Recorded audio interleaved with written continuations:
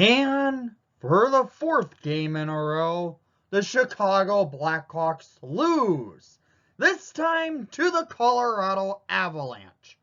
2-0 as the Hawks couldn't find the back of the net. This game, the Hawks honestly played one of their better games. They just had two costly mistakes. A bad penalty taken by Steph Jones in the second period, and then a bad turnover in the third period that happened in the defensive zone by Steph Jones.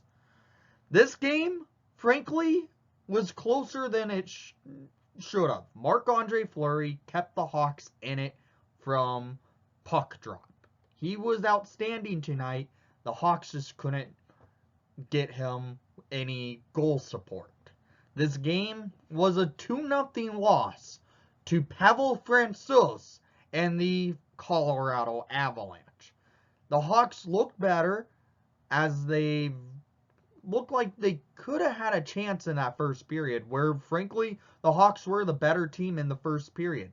Then the second period of play happened, where two power plays for the Avalanche led to Avalanche having all sorts of momentum, and they got a goal, and we go to the third period, down 1-0, where the Avalanche just add on to their lead. The Hawks just couldn't find the back of the net. This was a rough game by the Hawks. They got shut out by Francouz and the Avalanche. The Hawks offense couldn't find it. The face-offs were terrible. Jonathan Toews probably had his worst game in a long time at the face-off dot.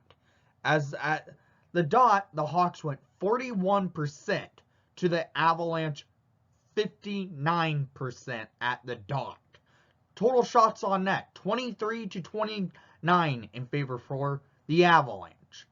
The Hawks tonight need to go in and regather what they did that looked right in tonight's game, because we play this same team this coming Friday in the United Center. I get it. The Avalanche are one of the best teams in hockey. They're playing as one of the best teams. And honestly, I get it. They're the Stanley Cup favorites this year. And they are playing like it right now. But the Hawks just need to find a way to beat some of those type of teams. Because if they do, they could gain momentum from it. But they haven't. They managed to do it once in a while, and that came against the Vegas Golden Knights. But this team doesn't know how to do it.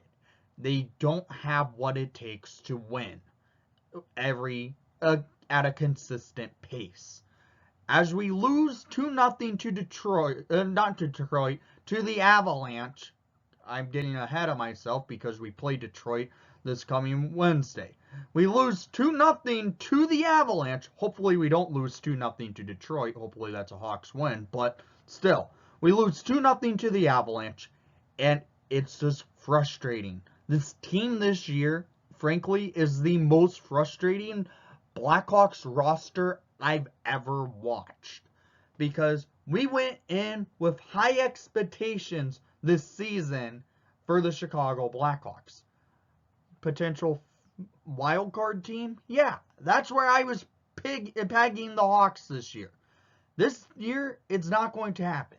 The Hawks this year are garbage. That's all I have to say.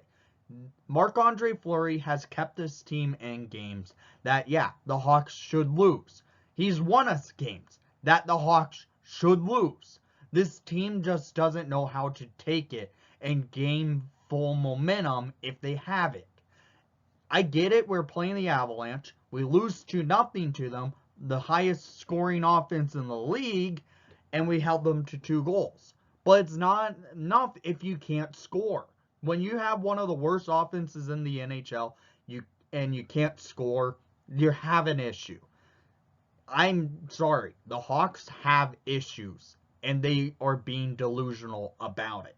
Derek King, his coaching system, I get it. He's this interim coach. He's not going to probably be here after this season. But it's just frustrating how this team continues to do good things, but they always get overshadowed by bad things. So let's get into the goals of the game, or I will continue to rant. In the first period, as I mentioned earlier, the Hawks looked good. They outplayed the Avalanche in that first period. They're containing the Avalanche into the Hawks' offensive zone, moving the puck well, getting the opportunities. Hawks had a power play, couldn't do anything with it, and that was our only power play.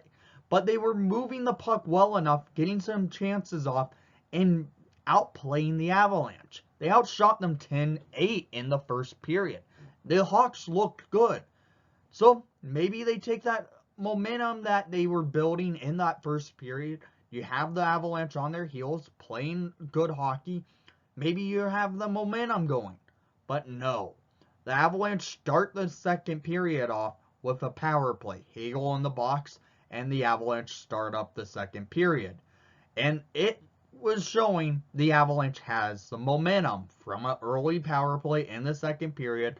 Hawks killed it, but the Avalanche had all sorts of momentum, getting shots off, keeping the puck in the Hawks' D zone.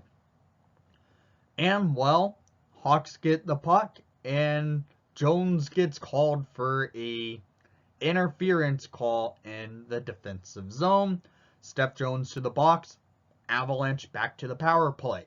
And, well, on this power play, just a goal that trickles right past Marc-Andre Fleury at 11:24 in the second period. Nazem Kadri adds to his insane season for his 16th of the season, assisted by McKinnon and Makar to make it 1-0 Avalanche.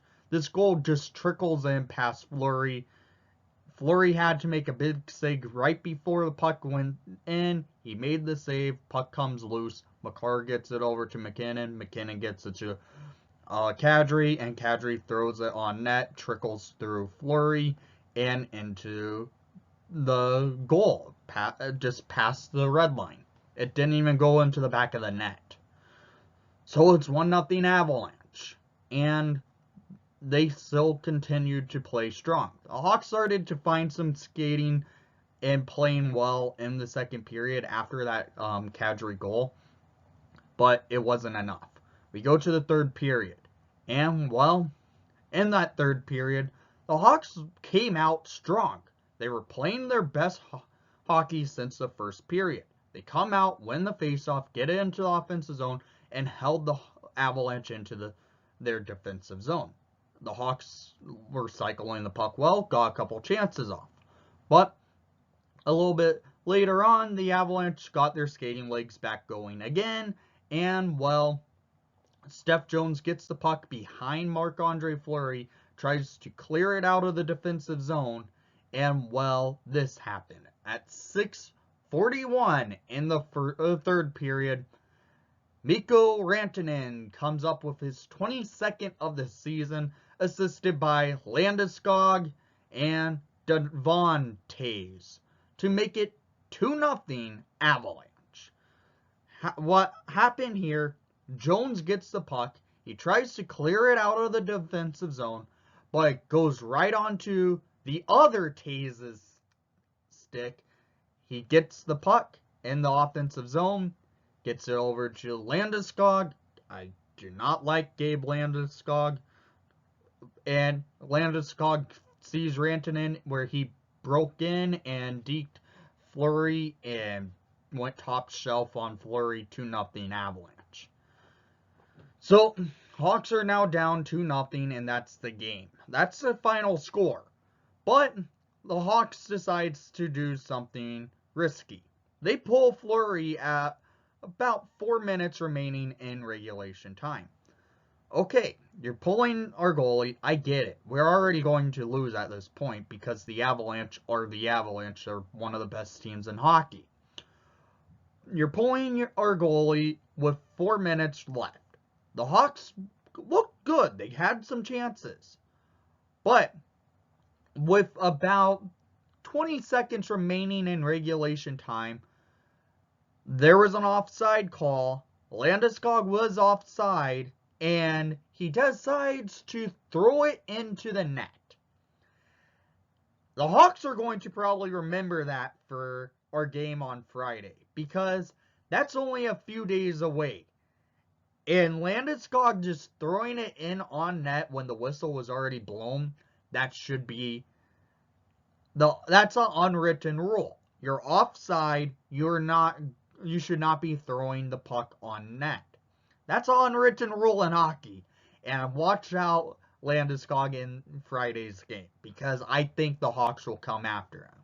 Because he's been known to play dirty against the Hawks, and now he does this tonight. Watch out, Landeskog. I think the Hawks are coming for you.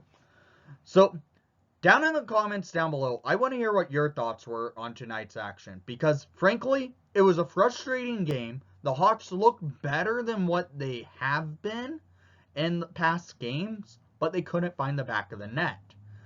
And thank you for watching the broadcast. Please leave a like and subscribe if you haven't done so already. And most of all, let's hope we get a win against Detroit on Wednesday. And let's go Hawks.